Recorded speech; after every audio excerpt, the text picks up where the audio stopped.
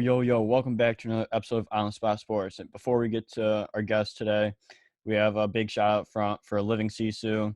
Living Sisu is a platform and app that wants to give you all the tools to have success in your sport. Their main objective is to activate your lifestyle. So it's for active people. Enjoy discounts at companies like BioSteel, 30% off, Body Logics, the Goalie Guild. All his books are discounted. Roan, Lululemon for men, 20% off. Online stretching programs with Eccentrics, 1 full month free. They got super silent massage guns, 20% off those. And it's a great quality. It's way less expensive than a Theragun, and it's great quality. So there's so many more discounts that you guys will need to just become a member to see. So they want to provide you with anything you need for success. So come join the community. I'm a part of it.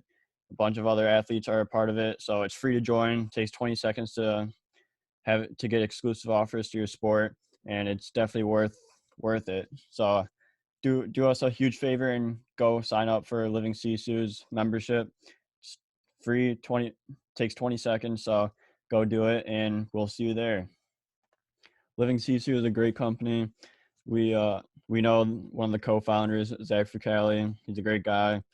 He's the co-founder. He does a lot of live streams on Instagram at Living Sisu, with a bunch of elite athletes, and you learn a lot from like the athletes' determination, their resiliency, everything to what made them become successful. So it's been a great experience so far. So go on. I'm gonna leave the link in the description. So go sign up. Yo, welcome back to another episode of On the Spot Sports. I'm Jack. In today's episode, we are joined by a very special guest, current professional hockey player Ryan Marker. Ryan spent last season with the Delaware Thunder in the Federal Prospects Hockey League in his 4th pro season. Prior to turning pro, Ryan spent time playing junior hockey in the OJHL, the NOJHL, the ATJHL, EHL, USPHL, Empire, GMHL, and spent 1 year of ACHA Division III college hockey at Newman University before turning pro. So this is an episode in the making. So it's gonna be a fun episode, Ryan. So welcome to the show, Ryan Marker. Hey, how are you? Thank you for having me. Yeah, no problem. I'm doing good. So good to get you on, and I'm very excited to talk some hockey with you. How about you? Oh, absolutely. Same thing. There's nothing else I really want to talk about in life. Yeah. You deal with the normal, daily stuff all the time. It's good to get on here and talk about, doing what you love. Yeah, exactly. And you're playing the greatest game in the world. So why not talk about the greatest game on the planet? Exactly. Yeah. Nothing compares to it. Yeah, absolutely. But to start things off, like, it's been a crazy busy summer for you. So like, what have you been up to this summer, and like, what has your training been like? So this summer, I've been on the ice a lot. I've been doing a lot of off ice training, plus working with my father and stuff like that. So, I kind of been, really pushing hard this summer. Honestly, it sounds crazy, probably harder than what I should be. I gotta learn to like lay low a little bit sometimes and actually recover. And sometimes sometimes I think I got to go 100 miles an hour all the time, when really, you got to realize it's summer and you got to dial it back a little bit too. You got to enjoy yourself at the same time, but you can't be too relaxed, but you can't be, when it comes to, like, you don't want to overtrain too much. So you gotta have that like the happy middle spot. Yeah, exactly. And like, I'm like you, like, I'm a workaholic, and like, this is the first summer where it's like I'm actually like taking recovery more seriously and everything, and just I know what works for me, and like I'm dialing it down and making it more simple, and just not overworking, overusing, especially coming into the season. You don't want to be overworked or anything. You want to go into the season fresh. Oh, exactly. No, so there was when I played with a kid named Fred Hine in Delaware. Not Delaware, I'm sorry. I played with him in Watertown and Danville.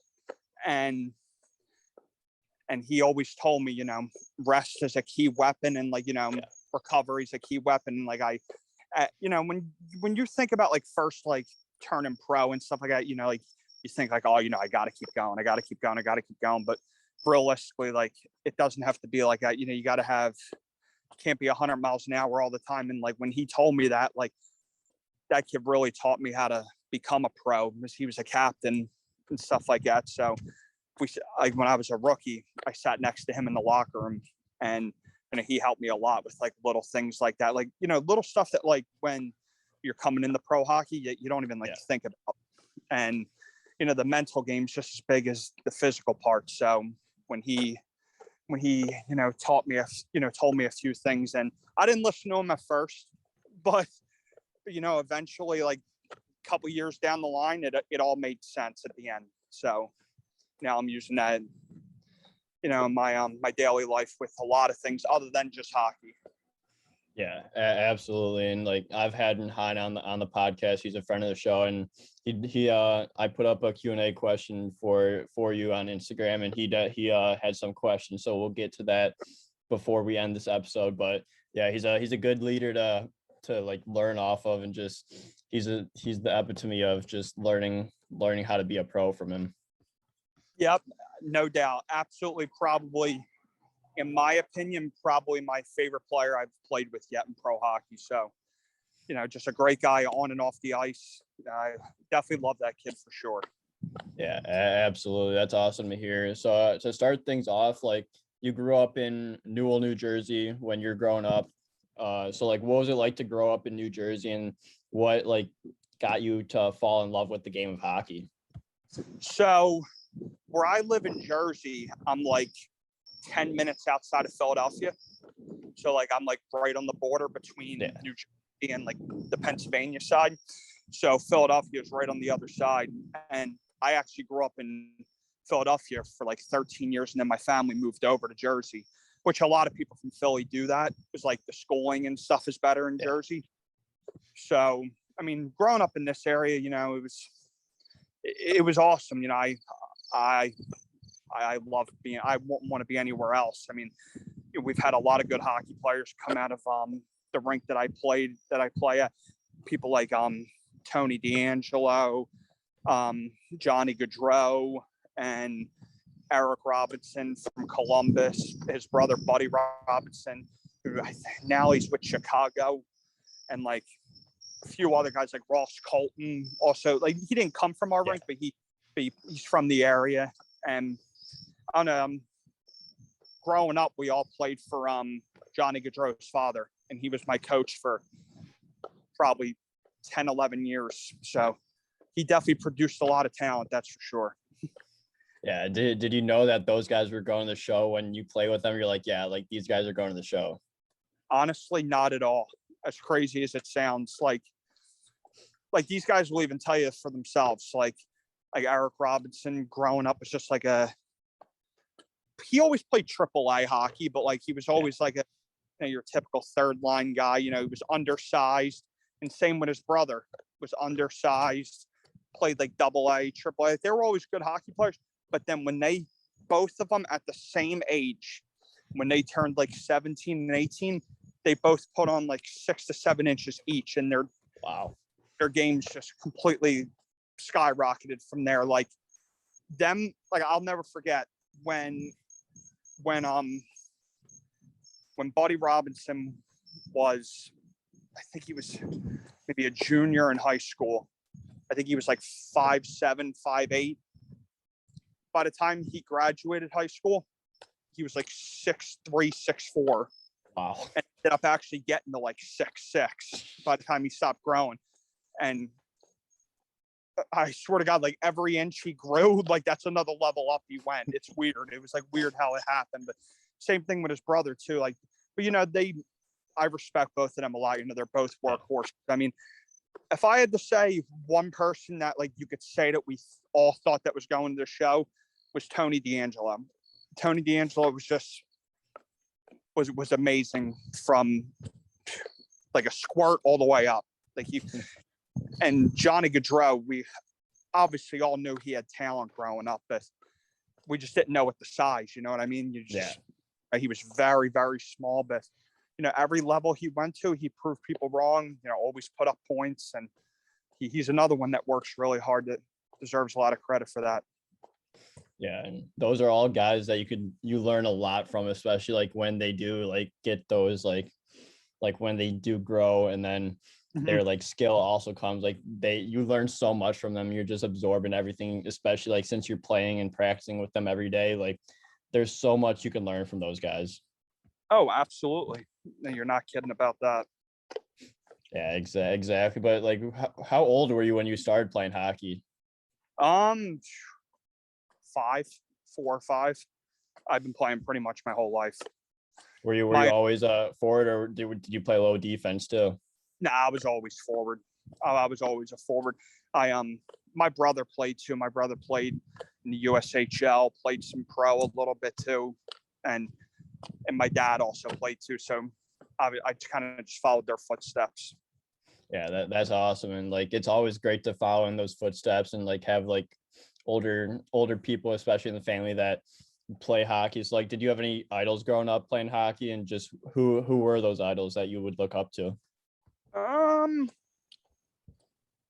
I would idols. If I was always it's crazy. I'm a Philadelphia Flyers fan, but my favorite hockey player of all time is Sidney Crosby. That's like total like opposite than you would expect. I know. I just love I've just loved him ever since he got drafted and stuff like that. And the main reason why I really what made me started really following him is because actually someone that my family knows pretty well, Bobby Ryan. He's from the Cherry Hill area right by us, and he got drafted literally the pick right after Sidney Crosby. And growing up, I was watching Bobby Ryan, and I was like, oh, who could be better than this guy? You know, it's like growing up, he was just amazing. Yeah, And I was like, all right, like well, wow. yeah. And I'm like, all right, well, I guess I'm gonna have to watch this Crosby guy. And then just ever since, he's been my favorite player growing up. Yeah, the Philly Pittsburgh rivalry has nothing on you. You're a Crosby fan from even though you're a Flyers fan, you're definitely a Crosby fan. Oh yeah, for sure. I gotta respect this play. That's for sure. Yeah, exactly. And like I feel like any guy that like you look up to, like, or like any like great player, like no matter what team, even if it's a huge rivalry, you just got to respect the player because he's up there for a reason and he's doing whatever he can to stay there. And you learn so much from guys just like that, especially like from those rivalry perspective of games. Oh, absolutely. Yeah, but then so then you go on through like throughout the youth hockey organization, you go through AAA, you go into juniors where you played in the OJHL for the Pickering Panthers for one game. So like what was the process like to get to the juniors, especially like when you were assigned in Pickering? So that year when I played in Pickering, I was like an AP player. So I was like a young kid that was just playing. I was playing AAA in Canada, Yeah. and they got me to play a few, a game. They took, they wanted me to play a few games. I was fortunate to get into one game, and I don't know, growing up, honestly, like my my junior career was very, very strange, if I had to say, because I was one of them kids, man. I was a hothead. I didn't like listening to coaches. I didn't listen to anyone. I didn't take anyone's advice. Anything that anyone told me, I said they were wrong. And obviously, looking back at it, they were all right and I was wrong. You know how that goes. And because growing up, I was always I always had tons of talent, tons of skill, and I could score, but I was always very out of shape. And the one thing I always hated was, people telling me that I was, either fat, out of shape, whatever it is.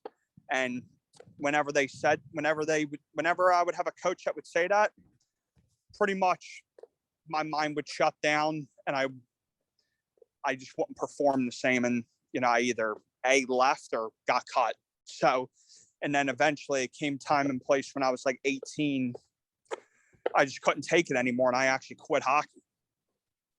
And I ended up, after I quit hockey, I ended up blowing up to 320 pounds. Oh. And and I random. And what made me come back and play? I was just randomly at like a stick and puck open hockey at my local rink, and that's where my old coach Johnny Gaudreau's dad worked, and he ran the rink there. And he came up to me and he was like, Rye, I'll tell you one thing, man. He was like, if you lost, weight and really got yourself in great condition, I think you could make it somewhere. And hearing him say that and seeing where Johnny Gaudreau was at that time, seeing where like Eric and Buddy Robinson and D'Angelo and all made it, I was like, you know what? I'm going to give it a shot. And I ended up getting a trainer, and I ended up literally losing 125 pounds. Wow. Yeah. That's awesome. That's awesome. And then once I lost the weight, that's when I started like really playing again. And, then that's when I played some college, and then that's when I got in the pro. Yeah, that's awesome that you're able to like lose all the weight and everything. Like you just grew up so much and so fast from that time where you didn't like care about what other people said, or you were a hothead as well. And like, Is that where you did like a lot of like your growing like throughout like those years and just working on like trying to like be a better person, as well as just trying to do whatever you can, especially when Johnny Gaudreau's dad was like, you can make it somewhere if you actually like commit to it. Mm-hmm. No, for sure. Because like growing up, like when a lot of us played on the same team, like I had just as many points as all them kids growing up. I was right in the running for top scorer all the time, but it was just, for me, it was just more of, I really needed to, learn how to hit on the head. Yeah, I needed to learn how to take accountability of stuff, that I was doing wrong. Like growing up, I thought, scoring 80 to 100 points is what, really matters, when really, coaches want to see how good you are defensively too. Like, I still deal with that problem. As crazy as it sounds. Like, I mean, I put up, 80, 90, 100 points in the Fed. I mean, but what good is that if I'm out there for 4 or 5 goals a game against? Yeah. You know what I mean? It really, honestly, it doesn't really do much. You got to be good on both ends of the rink, and that's honestly what I've been working on recently. Like, I'm just trying to get better and better in my own zone. Like, because like I always wondered. I was like, because I played on the Delaware Thunder played for them for 2 years, and I always wondered. I'm like, well, why is our team like not succeeding? And like, you know how it is. You always point fingers, like, oh, this guy shouldn't be here. When realistically, I look at it like I had 95 points last year, but I was still a minus player. So I got to take accountability for some stuff too. Like it wasn't just other people. I have to hold myself accountable for not doing my job.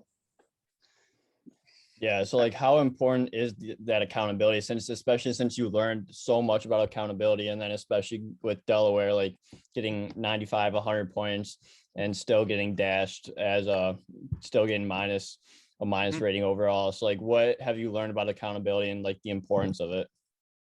Oh, it means so much, because I feel if you can't take accountability for stuff that you do wrong, you're never going to grow as a player or a person. Yeah, that's a great way to look at it, because if you're not gonna, like, it goes from not even just on the ice, from off ice with lifting and being in great shape, like you were saying earlier, like all of that, like dieting, nutrition, stretching, all of that, like if you want to go somewhere and grow, you have to be accountable. And if you're not going to do all of that, you're not going to go anywhere. Yeah, or you're just never going to make it to the next level. You know what I mean? It's like, because at the end of the day, all coaches talk, and if they know that you're not accountable, and that you don't have the right mindset to get to the next level, they're going to communicate and tell the coaches at the next level all of that. And because they don't want to be the guy who looks bad if you go up there and you don't look good. They only want to send players that they feel are ready.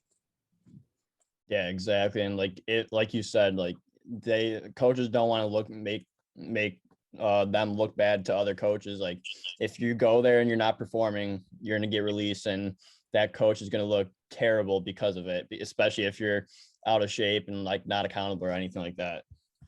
Oh, absolutely.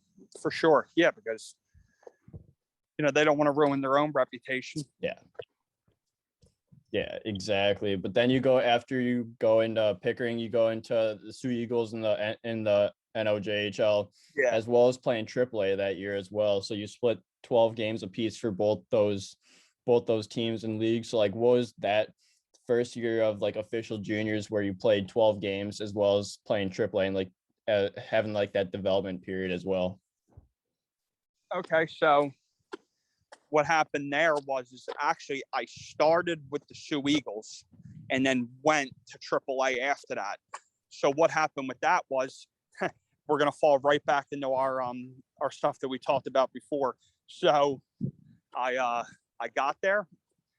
Well, actually, I went to a free agent. I don't even know do they have free agent camps in juniors? Yeah, they do, right? Yeah, I think so. Yeah. Okay, sorry. I went to a free agent camp and ended up signing me out of the free agent camp. And the coach told me, he was like, I'm expecting you to lose a little weight before you come to main camp. And me as a young kid, I'm like, oh yeah, I will. Yeah. Never did, obviously. And no accountability. No accountability at all. And I went there, and surprisingly, he actually thought like I looked good, which was random. But then over time, like he really saw like the real side of me and saw that, I still wasn't ready. Like I put up some points while I was there. Like I did pretty well. I almost was at like a point per game, but like he just hounded me and like this coach was very, very good when it came to like getting his players dialed in on like the eating and the nutrition and stuff like that. But, me being a 16-year-old, I didn't want to go home and, have grilled chicken, rice and all that. I wanted to go home, eat pizza, eat the stuff I didn't want to eat, that I shouldn't have been eating. Yeah. And he hounded me so bad that I actually, like I said, I couldn't take it anymore. I didn't take accountability for it. I quit the team. And the only reason, honestly, why I stayed up there is because I had a girlfriend at the time. So I was like, all right, well, I'll just finish the year and play AAA. And that's why I stayed up there. Yeah, and then you go through like that rough stretch where you talk about like where you quit hockey and everything, and just you go through a rough stretch, and then you get like Johnny Goudreau's dad comes and says, if you lose weight, like you can play, you can prove yourself. So then you go into the ATJHL the following year, where you play for the Philadelphia Little Flyers, and then you play in the EHL and then the USPHL Empire for the Philadelphia Revolution throughout those 2 years. Like what was it that like brought that like energy back like during like those seasons, and just being able to just continue to grind even though like you had the thoughts of quitting before? Oh no, so actually during them times I was still in that stage. I was in that stage till after all my juniors. So I still dealt with all that stuff even during that. So I don't know how old I was when I played in the Atlantic Junior Hockey, maybe just say 18 or 19, whatever it was. I was still dealing with it. I was still immature, didn't want to listen to coaches. And I would say around when I was like 21, 22 is when that Guy Gaudreau thing happened, and that's when I kicked it into gear. Yeah, so then that all happens where you turn 21, 22, you're done playing juniors, you go into ACHA Division III for a little bit for 1 year at Newman University. So like what was the process like to go to school and have that school be at Newman University? So I was actually going to college like while I was like losing all the weight. So like And once I dropped some weight, I was like, oh, I didn't know what I was going to do, because I was actually playing roller hockey too for the school at that time. And we were like the best team in the nation that year for Division I. And since I was playing roller, I couldn't play NCAA because you couldn't do both, because it was at the same time. But we had a club team, so I hopped on the club team and I played a few games, and then that's pretty much how I played that. Like that was like me like starting to get back into it. Like after the weight was lost already at that point. Yeah. That was just me like kind of just getting my feet wet again on the ice. And then So like go for it. Your time. So like how was that first year at Newman? You played in 8 games that year. So like what was that transition like from going from juniors to playing ACHA? Honestly, the ACHA felt easier. It was Division III. I mean, it was okay. Yeah. It was what I needed at that time. Though, I haven't played in a little bit, so like it was probably at that time 3 or 4 years that I didn't play competitive like hockey. So it was good, to get back in there and playing a league where there was actually hitting, not just men's league. And yeah, I don't know. It was good for me because that next summer is when I really stepped up my training even more. And then that's when I actually knew. So this sounds crazy, but I'm actually I'm a roller hockey player first, actually, over ice. Like I'm huge in the roller, and someone I knew in roller hockey, actually, his name's Adam Steo.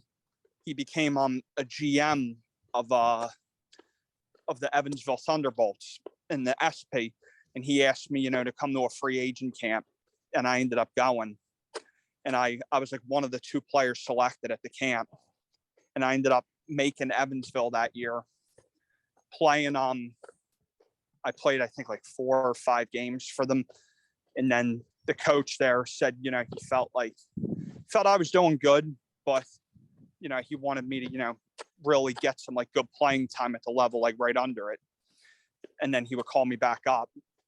So I went down to Danville, and I loved it there. I fell in love with the Danville team. Like we had a great group of guys, and I love like the coach of that team, Paul McLean. Like me and that guy still talk every day, almost. Wow, that's crazy. He's like one of my good friends. Like I never had a bond like that with a coach, because like remember how I was telling you growing up, I was always like, I was always against my coaches, but kind of for some reason, like every year that I've played pro, I've gotten along with all my coaches, always was very friendly with all of them. So that just shows myself the mental growth that I've had over the years. And then obviously, just becoming a better pro and stuff like that, stuff that like people like Fred Hine helped me with. And, I thank him all the time for that, because, it's more than just going out there and playing the game. There's so much more to it that you don't even realize, and that people on the outside don't see. But someone like him who had a lot of years in overseas and then played here, played 4 years of NCAA, he was someone very good to learn off of. So I always took his advice. Yeah, that's great that like guys like that, like you were able to learn from. You also had like I've heard nothing but good things about Danville. Like when Fred Hine came on the podcast, he's like saying like that was a great group, like one of the best groups he's ever had.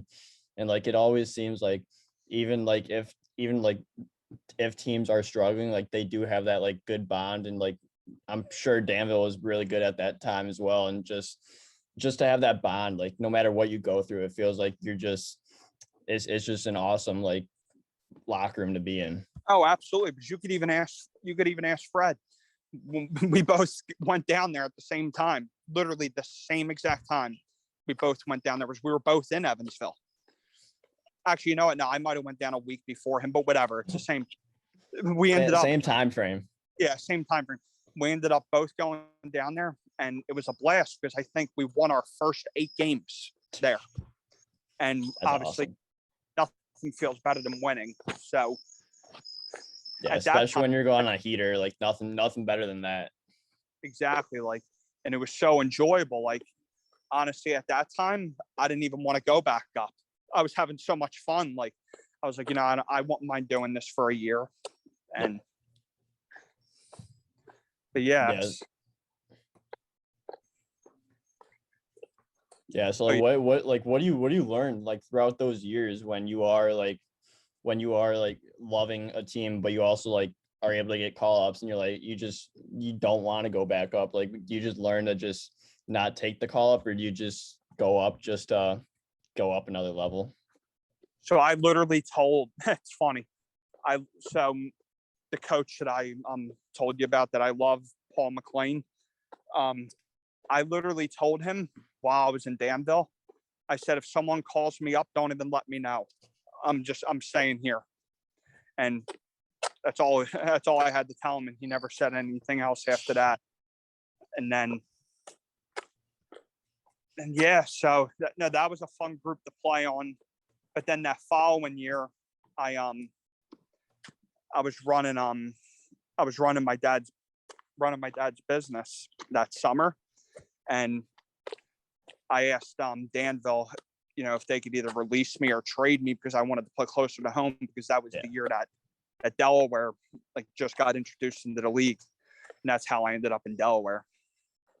Yeah, so then you go into that year where you play 30 games with Delaware, and then you also play 12 games with Watertown. So like, what was that year like, especially like when you are close to home with Delaware and like it's a new organization, new team, new like fresh outlook, and then you get traded to Watertown where you end the season?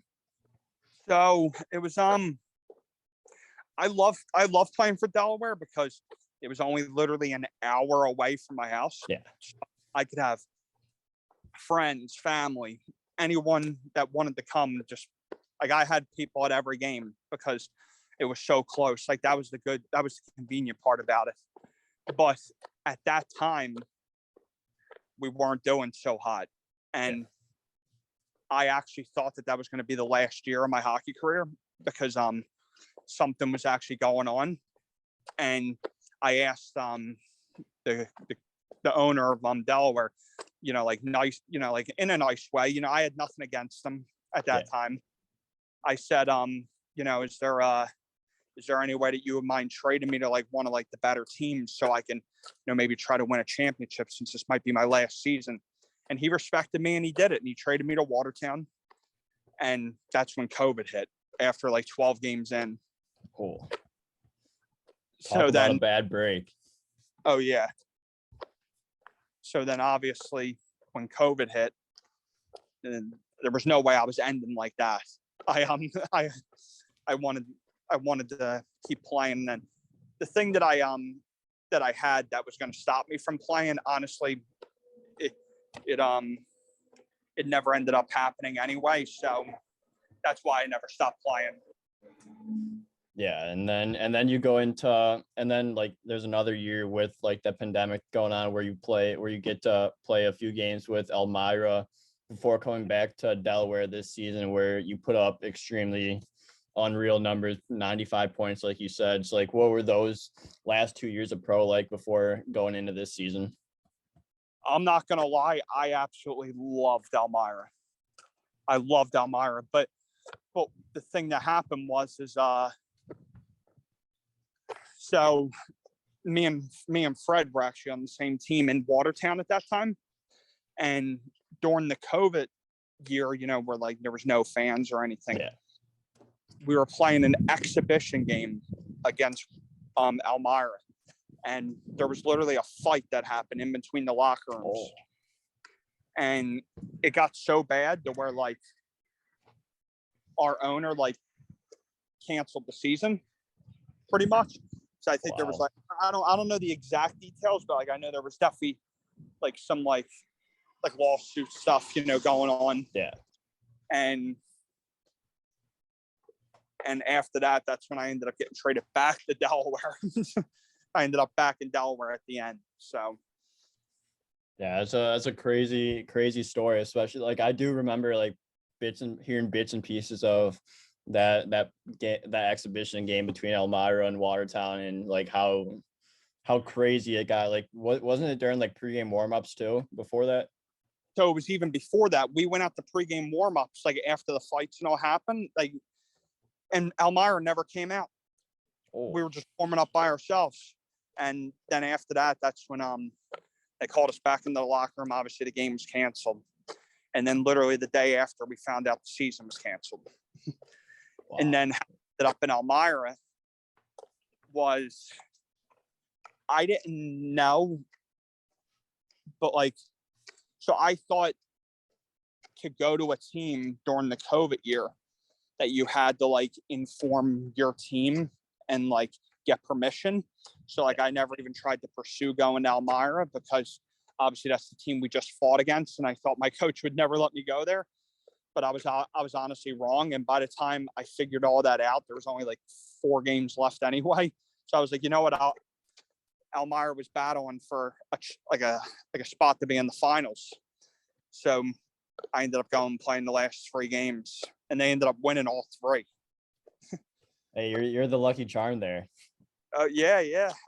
I love that rink. I've always loved playing in First Arena. So yeah, now there's a new team coming there this year. So are you excited to go back to that arena and play in it? Oh, absolutely. I know a lot of people in the Elmira area, so plus the fans there are some of the best fans in the league. So it'll be a good feeling going back there and seeing what they're about this year.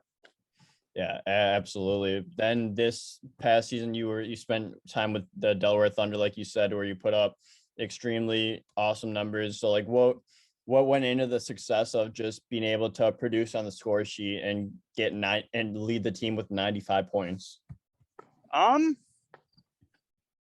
Honestly, just a lot of hard work.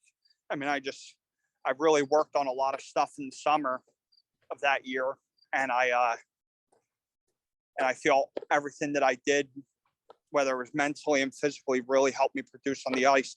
Obviously, I played with a kid named Danny Cangelosi, and me and him really clicked well. A kid named Yanni Learakos, and me and him, in my opinion, I don't care what anybody says, we were the best duo in the league that year.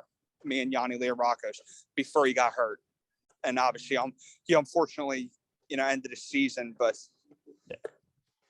yeah, we were. I felt we were playing unbelievable together, but yeah, I mean, I obviously thank them too because they're 2 people I played with 95% of the time. Yeah, and it seemed like you guys had such a good connection with each other too. Like the chemistry was there, and you guys were just putting up points like nothing. So it seemed like you two just lit up the league, and you guys were just having so much chemistry. So did it feel like you guys had so much chemistry on the ice, and that you guys were able to produce just like that? Yeah, honestly, from right from day one when he came from the SP, I think he was. I forget where he was at in the SP, but when he came down, we practiced together a few times, and things were just clicking. And then once we got into the games and really started gaining even more chemistry, it got even better. So it was obviously great playing with him, and I would love to play with him again in the future. That's for sure. Yeah, absolutely. It's awesome when you get that teammate where you're just practicing with them and you're like, wow, we have so much chemistry, and they know where I'm going to be without even seeing where I am. They're going to find me no matter what. Hey, he had an unbelievable sense for the game and hockey IQ. So it was definitely probably had the highest IQ out of any player I've played with for sure in this league. So, I credit a lot of my success to him because, I was scoring a lot of goals, but if it wasn't for his beautiful Hail Mary passes, and all this crazy types of shit he did, I wouldn't have had a lot of that. So yeah, that's unreal. And you're scoring goals there too, and without you're just tapping them in just from his Hail Mary passes. Nothing better than that. Yeah, I've never seen a kid that could just sauce a puck over someone's head and just land right on your tape, right on the tape every time. He was an unbelievable passer. Takes major skill there. No, for sure. Yeah, and when people do talk about Delaware, you guys may not have had the greatest season, but everyone talks about how good the locker room is and the energy in the building, especially with the fans and how loyal they are. So what was the energy in the building during games, and then just being in the locker room with the boys and everyone just being there for each other? No, we definitely had a good group. we definitely had a good group of guys, and the fans, honestly, like for as small as the arena is, the fans are unbelievable. Like they all, they're all around the glass, they're all cheering, the whole game. Like they really are great. Honestly, they are some of the best fans in the league. I mean, we might not have the seating that other arenas have, but when it comes to, fan support, we're right up there. Yeah, especially when the season was struggling, like the first half of the year, and like you still have the loyalty from the fans. Like you guys played a ton better towards like that second half of the season, which was great. And like just to have that loyalty, I'm sure that that helped everyone like go up a whole nother notch, because you know how loyal the fans are and that they're always going to be there to support you even through the rough times. Oh, absolutely. No, you're 100% right. I mean, they were with us from day one. And then, when our team finally started looking like it was shaping up, to be, as good as it probably was the whole year, they got even better. So it was, they really are some of the best fans. And I had a lot of interaction with the fans over the 2 years that I was there. And I made, they're not just fans. I made a lot of friends too. Like a lot of people that I met, and we went and, got food after the game. It ended up becoming like a regular thing where we would go out with like 6, 7, 8 fans after every game. And then, we always hung out. So it was they were more than just fans, they were like family, honestly. Yeah, like just having that like personal relationship, personal like feel to them, like they really care about you as a person, and they care about the team too. Like they just want the best for the team and yourself. Absolutely. Yeah, so then throughout like your 4 years that you played professional hockey so far, like what have been some of the biggest things that you've learned throughout the course of your career so far? I'd say the biggest.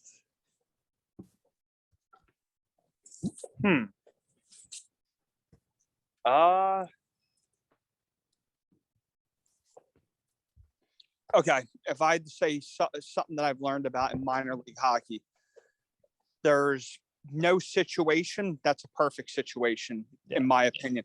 Like no team's going to have the most perfect setup. Like, like whether it's a bus, whether it's housing, whether it's rink, I mean? Like every team's going to have some type of flaw, and it's, you just have to, the way I looked at it is, yeah, it got frustrating at times, dealing with like, if a bus breaks or if you didn't have the stick that you wanted and stuff like that. But the way I looked at it is everyone in the league is dealing with the same situation, just in a different way. So you just got to play through it.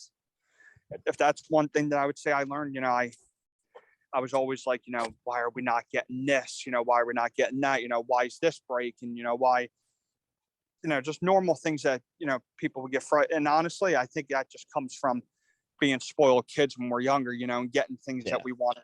And, when you don't get things, you have to learn to be able to deal with it. And I would say that's something that from a rookie till now, that I had to really learn to deal with. Yeah, that's a great learning experience, especially like you never know what to expect in minor league pro, and like minor league pro is so much fun because of like all the like experiences that you experience, whether it be bus trips, just road trips with the boys. Like it's such a fun fun place and atmosphere to be a part of, but like some of the things you hear are wild.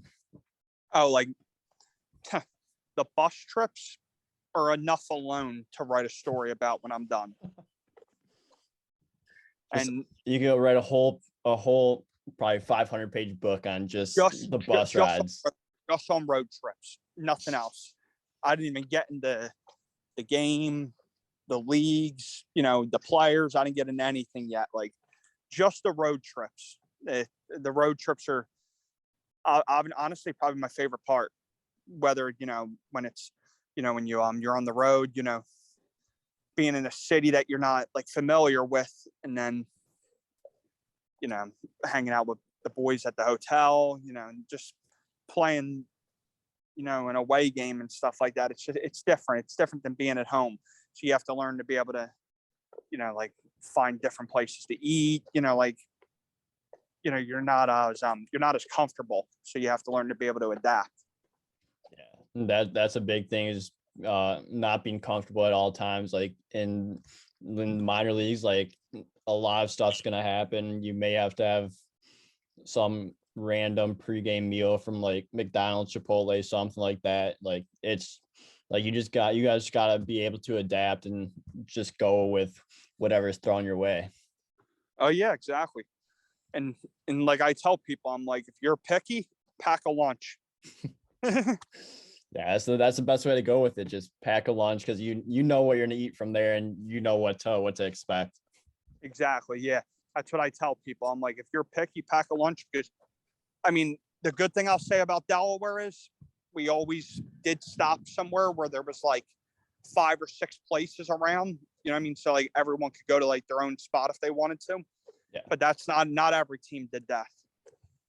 Yeah, sometimes there's a lot of options, sometimes there's very few. Oh yeah, for sure. Yeah, but before we wrap this episode up, I have a few more questions for you. So do you have any tips for players looking to get to that next level? Honestly, for players that are trying to get to the next level, just keep working hard, whether you're in juniors, whether you're in college, never listen to someone that tells you that making it to the next level is impossible, that you're not good enough. Because I've been in a very, very dark place mentally and physically in my life, where I've been told, you'll never make it anywhere. You'll never do this. You'll never do that. Just keep grinding and anything can happen.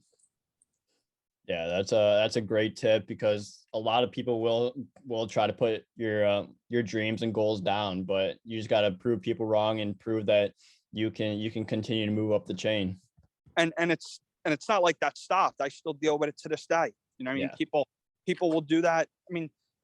Like it's not even just like us as minor league hockey players. Like look at like what people in the NHL have to deal with. People like, saying, obviously, I'm not saying that everyone means this, but when people say, like Sidney Crosby sucks, this guy sucks, it's just like little stuff like that. Like NHL players deal with a lot of shit too, so it happens at every level.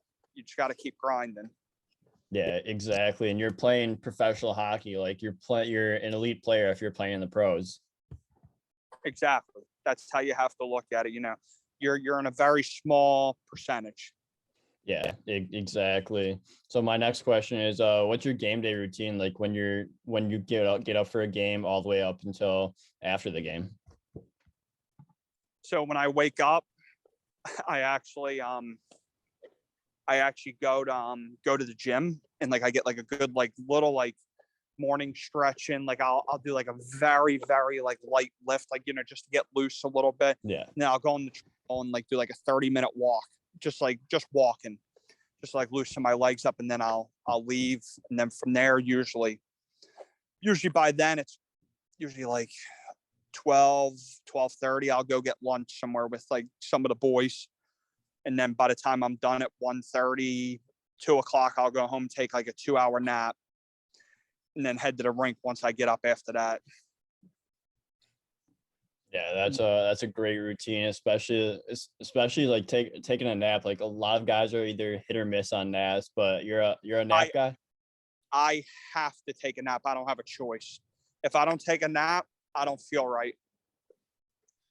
Yeah, I'm with you there. I have to take a nap before a game. Like it just refreshes you and gets you ready for the game at night. Exactly, for sure. Because especially someone like me too. Like I don't have the best sleeping pattern. Me too. As you can see, we're doing a podcast 12:42 at night. So yeah, my sleep pattern's not the best. So, say if there was a night where I didn't get enough sleep, that nap will help also. Yeah, absolutely. I 100% agree with you there. My next question is, what's your favorite pump up song? Like you're going to the gym to get a stretch in before your game. Like, what are you listening to?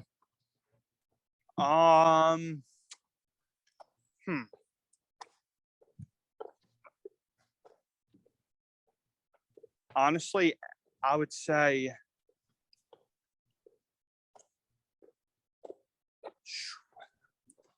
oh, now you're having me think here. Hold on. Gotta put you on the spot. Honestly, what song I love? I love the song "Till I Collapse" by Eminem.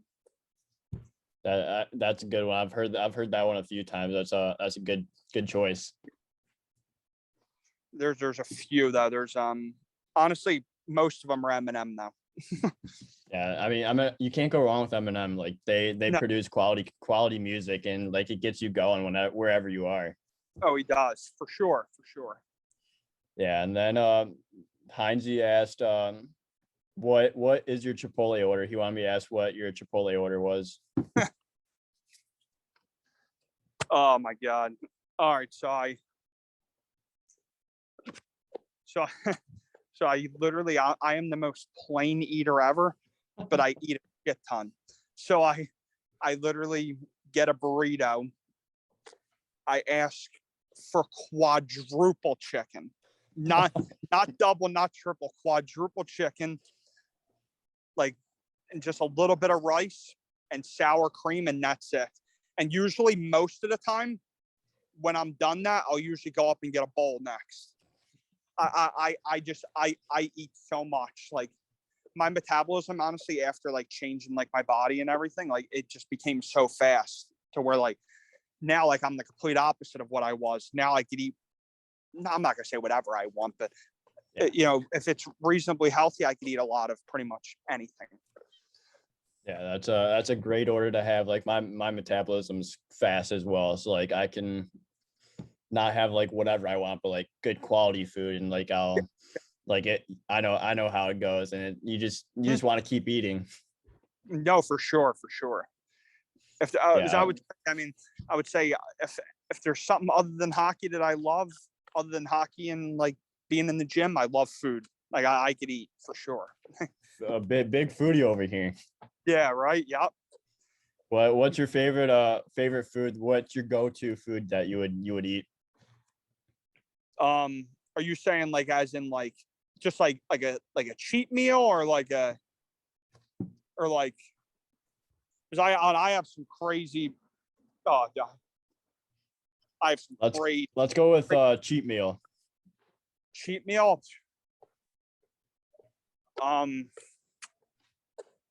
Being from Philly, probably 2 cheesesteaks.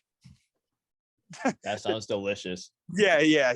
2 cheesesteaks from a good place in Philly. That would be my cheat meal. Either that or like I'm a huge chocolate chip cookie guy. I mean, I could house 10, 15 of them if I really wanted to. Can't go wrong with those. With those No. options, you really can't go wrong. You got to enjoy whatever you can. Oh, for sure. But yeah, like I'm not really like on it. Like most people would, like a lot of people say pizza. Like, yeah. Like I like pizza, but like I'm not like a guy who really likes anything more than like having like a slice or two. You know what I mean? Like it's not something that like I like a lot of. Yeah, I could definitely see that, but I'm a big pizza guy. Like I could go for a whole like 12-inch pizza, and I could demolish that thing. Oh yeah, for sure. No, that's how a lot of my buddies are. Like, if they're getting a pizza, they're getting a pie. You know what I mean? Like they're eating almost a whole pie. Pizza or pasta, I could demolish with like nothing. So those are some good options, but I also like the cheesesteaks and the cookie option too. Oh, for sure. Yeah. Not. I love pasta with Alfredo. Pasta with Alfredo. That's what I'd get every day at school is chicken, pasta, chicken, and Alfredo. Oh yeah. My go-to. You can't go wrong with that. Absolutely not. But Ryan, thank you so much for coming on the show. I really appreciate your time, and I look forward to following your career the rest of the way. Absolutely. Thank you. And also same with you. Thank you.